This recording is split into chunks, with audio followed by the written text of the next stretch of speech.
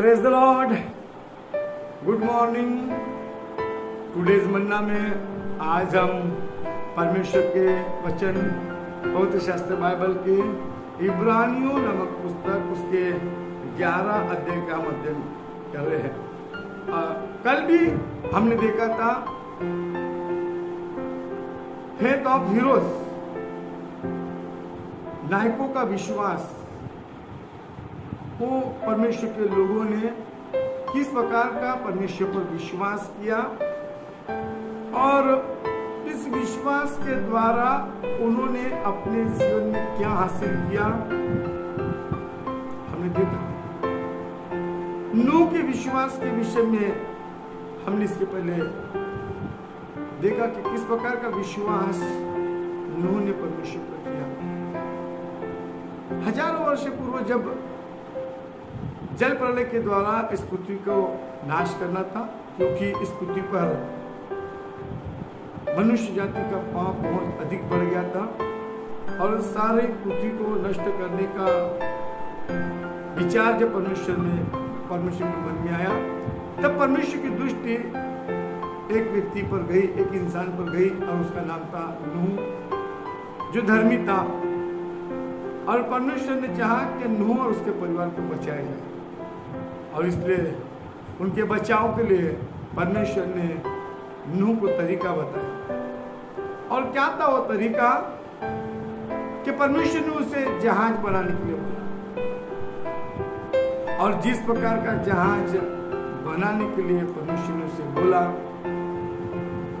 नूह ने वैसा ही जहाज बनाया। उसमें किसी भी प्रकार से अपने बुद्धि का वहां उसने इस्तेमाल नहीं किया।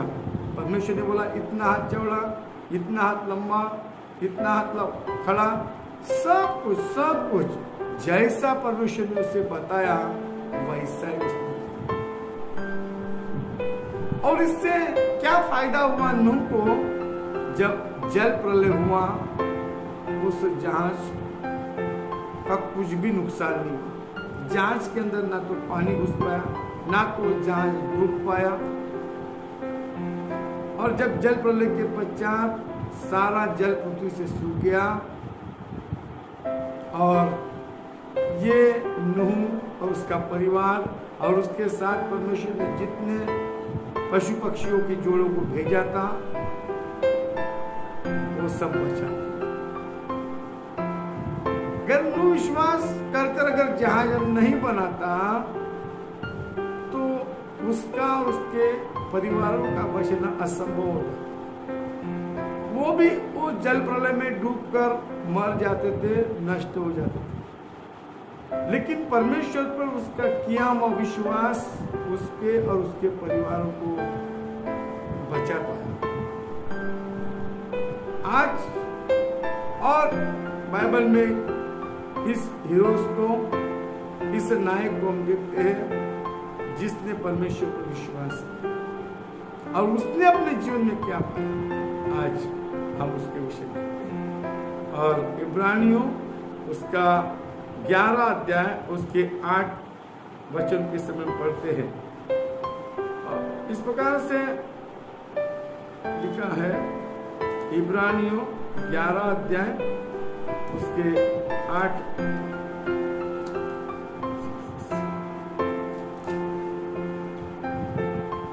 वचन।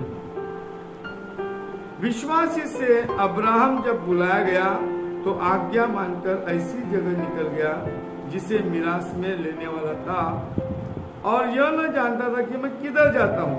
वो भी निकल गया। अब्राहम नहीं जानता था मैं किधर जाता हूं। और अब्राहम के विषय में जब हम उत्पत्ति उसके 12 अध्याय उसके 1 और 2 वचन को जब हम पढ़ते हैं कि परमेश्वर ने जब अब्राहम को बुलाया तो क्या कहा परमेश्वर ने अब्राहम से?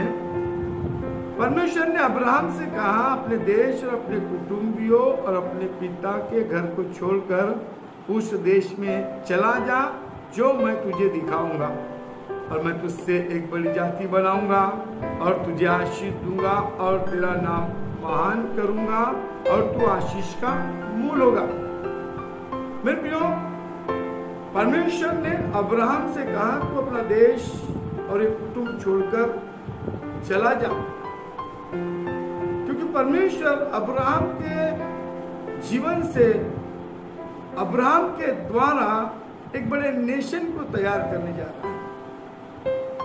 एक बड़ी योजना परमेश्वर ने अब्राहम के जीवन से तैयार कर रखी है मनुष्य की जाति।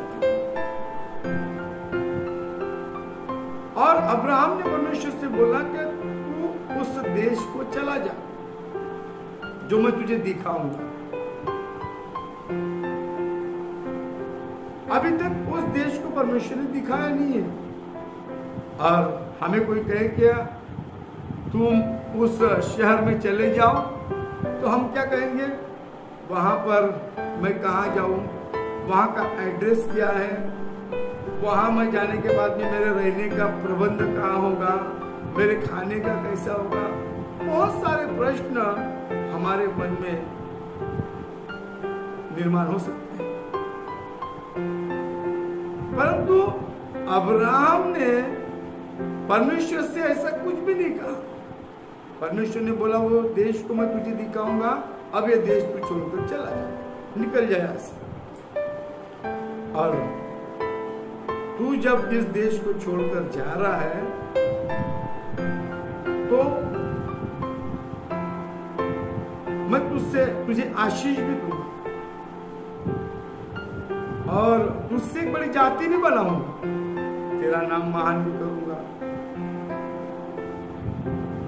ये सारे ब्लेसिंग्स, ये सारी आशीषें अब्राहम को परमेश्वर ने बता दिया। जब हम देखते हैं अब्राहम 75 वर्ष का है और अभी उसकी कोई भी संतान नहीं है, फिर भी परमेश्वर से कहते हैं कि मैं तुझसे बड़ी जाति बनाऊंगा। अगर संतान ही नहीं है तो उसकी आने वाली पीढ़ी कैसी तैयार हो सकती है। अब्राहम कह सकता था प्रभु ये क्या आप बोल रहे हैं, अभी तो मेरी उम्र 75 वर्ष की है, अब तो मैं बूढ़ा हो गया हूँ, अब मुझे संतान कहाँ से हो, संतान ही नहीं तो मुझसे आप बड़ी जाति बनाओगे कैसे। और मुझे आप बोल रहे हो देश चले जा, अभी मैं तुझे दिखाऊंगा, मुझे पहले दिखाइए ना कैसा है, तब मैं निकलूंगा यहाँ से। अब मैं रास्ते से जा रहा हूँ, सफर में मेरा क्या प्रबंध है, रेगिस्तान से होकर जाना है, जंगलों से होकर जाना है। जैसे कि मैंने पहले भी कहा, दिन की यात्रा है, इतनी आसान नहीं होती है। और इस प्रकार से बहुत सारे प्रश्न वो परमेश्वर से कर सकता है, परंतु अब्राहम को विश्वास का पिता कहा गया और इसीलिए कहा गया कि अब्राहम ने इसके अगेंस्ट में एक भी शब्द परमेश्वर से नहीं बोला। प्रभु कैसा, कौन सा देश, अभी तो मेरी कोई संतान नहीं, अभी तो मुझे कैसा आप बोल रहे हैं बड़ी जाति बनाऊंगा। नहीं, परमेश्वर की वो सारी प्रतिज्ञाएं जो परमेश्वर ने अब्राहम से की है, अब्राहम ने उन प्रतिज्ञाओं पर विश्वास किया और अपना देश, अपना परिवार छोड़कर अब्राहम निकल गया। और वो देश जो परमेश्वर से देने पड़ता, उस देश का नाम कनान था। ऑलरेडी पहले से वहां पर 7 जाति के लोग वहां पर बसाहत करते थे, वहां रहते थे। ऐसे समय में परमेश्वर ने बोला मैं तुझे वो देश दूंगा। और मेरे परमेश्वर के लोगों, जैसे कि मैं और आप सब जानते हैं कि परमेश्वर ने जो प्रतिज्ञा अब्राहम से किया उसे पूरी किया। जिस कनान देश के विषय में हम बाइबल में पढ़ते हैं, आज वर्तमान परिस्थिति में उस देश का नाम इज़राइल है। और वो देश में जो रहने वाली जो कौम है वो अब्राहम की कौम है। वो देश पूरी रीति से अब्राहम के वंशज के लिए दे दिया गया। आज अब्राहम के नाम को सारी दुनिया जानती है। इसलिए जानती है क्योंकि परमेश्वर ने उसके नाम को महान किया। उसे वो सारी ब्लेसिंग, वो सारी आशीषें परमेश्वर ने दिया। हम इससे क्या देखते हैं? विश्वास जब अब्राहम ने किया, वो सारी ब्लेसिंग्स, वो सारी आशीषें, वो सारी प्रतिज्ञाएं अब्राहम के जीवन में पूरी हुई। अगर आप परमेश्वर पर विश्वास बनाए रखे तो जो प्रतिज्ञाएं परमेश्वर ने आपके जीवन के लिए किए हैं, परमेश्वर ने आपके फ्यूचर के लिए, आपके भविष्य के लिए जितनी योजनाएं परमेश्वर ने आपके जीवन में किए हैं, उन सारी योजनाओं को परमेश्वर आपके जीवन में